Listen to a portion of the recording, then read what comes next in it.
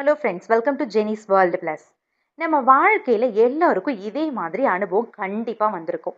நம்ம யாருடையாவது உண்மையாக பழகுனாலோ அவங்கள நம்பினாலோ கொஞ்ச நாள்லயே அவங்களே நமக்கு எதிராக மாறுவாங்க, நம்ம முதுகில் குத்துவாங்க அப்படின்ற சுச்சுவேஷன் வாழ்க்கையில் எல்லாருக்குமே வந்திருக்கும். ஏன் அப்படி நடக்குது அப்படின்றத கொஞ்சம் ப்ரீஃபாக நம்ம இந்த வீடியோவில் பார்க்க போகிறோம். ஸ்கிப் பண்ணாமல் பாருங்கள், முழுசாக பாருங்கள். உங்களுக்கு ஒரு சப்போர்ட்டடாக இந்த வீடியோ இருக்கும், ஆறுதலாகவும் வீடியோ இருக்கும் அப்படின்றத நான் நம்புகிறேன். வாங்க வீடியோக்குள்ளே போகலாம். ஃபர்ஸ்ட், ஏன் மக்கள் முதுகுல குத்துறாங்க அப்படின்றத நம்ம பார்க்கலாம். ஃபர்ஸ்ட், பொறாமை. மற்றவர் நல்லா வளர்ந்தா நம்ம விட மேலே போனா அது தாங்க முடியாத மனசு தான் பொறாமை. எக்ஸாம்பிள், ஆஃபீஸில் நீங்கள் நல்லா வேலை பார்க்குறீங்க, பாஸ் உங்கள் பேரை பாராட்டுறாரு. அப்போ சிலர் உள்ளுக்குள்ளே ஏன் அவனை மட்டும் பாராட்டுறாங்கன்னு நினச்சி பின்பக்கம் உங்களை பற்றி கெட்ட வார்த்தை பேசுவாங்க. ரெண்டாவது, சுயநலம். ஒருவருக்கு தன் சுகம் தன் நலம் தான் முக்கியம், அதுக்காகவே மற்றவரை தியாகம் பண்ணிடுவாங்க. எக்ஸாம்பிளாக நீங்கள் ஒரு நண்பனுக்கு எப்பவும் உதவி பண்ணுறீங்க, ஆனால் உங்களுக்கு ஒரு நாள் அவன் தேவைப்படும் போது அவன் சொல்லுவான், மன்னிச்சிடு நான் பிஸின்னு. ஏன்? அவனுக்கு அவன் சுகம்தான் முக்கியம். மூணாவது, பொய்யான நட்பு. வெளியில உங்க ஃப்ரெண்டு மாதிரி தோணுவாங்க, ஆனா உள்ளுக்குள்ள அவன் உங்ககிட்ட கிடைக்கும் பயனுக்காகத்தான் உங்க கூட இருக்கான் அப்படின்றது உங்களுக்கே தெரியாது. எக்ஸாம்பிளா, நீங்க உங்க சீக்ரெட்டா ஒரு நம்பிக்கைய நண்பனிடம் சொல்றீங்க ஒரு விஷயத்த, ஆனா அவன் அதே சீக்ரெட்டை மற்ற எல்லாத்தையுமே அவன் பரப்பிடுவான். இதுதான் பொய்யான நட்பு. நாலாவது, போட்டி மனசு. மற்றவர் முன்னேறினா அதை தாங்க முடியாத மனசு, அவனை கீழே தள்ளணும்னு நினைக்கிறது.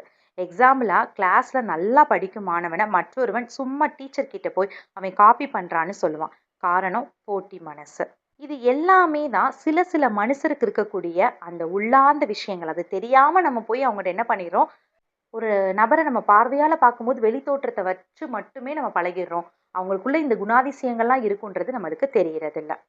நம்மளோட தவறுகள் என்னன்னு நம்ம பார்க்கலாம். ஃபர்ஸ்ட், அதிக நம்பிக்கை வைக்கிறது. ஒருத்தர் முழுசா நம்பிட்டு எல்லாத்தையும் அவர்கிட்ட சொல்றது. எக்ஸாம்பிளா, ஒரு புதிய நண்பனிடம் லைஃப்ல நடந்த எல்லா பர்சனல் விஷயங்களையும் சொல்லிடுறது. பிறகு அவன் அதை உங்க எதிராளியிடமே அவனே போய் சொல்லிடுவான். இது ஓவர் ட்ரஸ்ட். செகண்ட், அதிகம் கொடுப்பது. நம்ம டைம், எனர்ஜி, மணி எதுவாக இருந்தாலும் எல்லாத்தையும் பிறருக்கு கொடுத்துட்டு நமக்கே கவனம் இல்லாமல் இருக்கிறது. எக்ஸாம்பிளாக, நீங்கள் ஒரு நண்பனுக்கு எப்போவும் பணம் கடனாக கொடுக்குறீங்க, ஆனால் அவன் திரும்பி கொடுக்கவே மாட்டான், அதுவும் உங்களுக்கு துரோகம் பண்ணிடுறான். மூணாவது, வரம்பு வைக்கிறதே கிடையாது. யாருடன் பழகினாலும் எல்லாத்தையும் சொல்றது, எல்லாத்தையும் அவர்கிட்ட இன்வால்வ் பண்ணுறது. எக்ஸாம்பிள், நீங்கள் உங்கள் வீட்டு கலகம் கூட ஒரு நண்பனிடம் சொல்லிடுறது, அவன் அதை வேறொருத்தவங்களோட டிஸ்கஸ் பண்ணுறது. காரணம், நீங்கள் பவுண்டரி வைக்கவே இல்லை அவன்கிட்ட. எப்படி நம்மளை நம்ம பாதுகாக்கணும் இந்த விஷயங்கள்ல இருந்தலாம் அப்படின்னா, ஃபர்ஸ்ட், மெல்ல நம்புங்க. Trust slowly. யாரையும் முதல்ல முழுசா நம்பாதீங்க, அவரை அப்சர்வ் பண்ணிட்டு ஸ்டெப் பை ஸ்டெப்பாக நம்புங்க. எக்ஸாம்பிளா, ஒரு புதிய நண்பன் உங்ககிட்ட ரொம்ப கேர் பண்ணா முதல்ல அவனுக்கு சின்ன விஷயத்த சொல்லுங்க, அதை அவன் எப்படி ஹேண்டில் பண்றான்னு முதல்ல பாருங்க. பிறகுதான் பெரிய விஷயங்களை அப்புறம் சொல்லுங்க. ரெண்டாவது, வரம்பு வைங்க. Keep boundaries. எல்லா விஷயங்களையும் எல்லாருக்கும் சொல்ல வேண்டிய அவசியமே இல்லை. சில விஷயங்களை நம்மளுக்குள்ளேயே இருக்கணும். அதாவது, ஆஃபீஸ் விஷயத்த ஆஃபீஸில் மட்டும் பேசுங்க, ஃபேமிலி விஷயத்த வெளியில சொல்லாதீங்க. அதுதான் பவுண்டரின்னு அர்த்தம். மூணாவது, செயலையே பாருங்க, வார்த்தையில் அல்ல. Observe action, not words. ஒருவர் எவ்வளவு நல்ல வார்த்தை பேசினாலும் அவர் செயல் தான் உண்மையை காட்டும். எக்ஸாம்பிளா, ஒரு நண்பன் நான் எப்பவும் உன் கூட தான் இருப்பேன்னு சொல்லலாம், ஆனா உங்களுக்கு பிரச்சனை வந்தப்போ அவன் தோன்றலைன்னா அதுதான் உண்மை.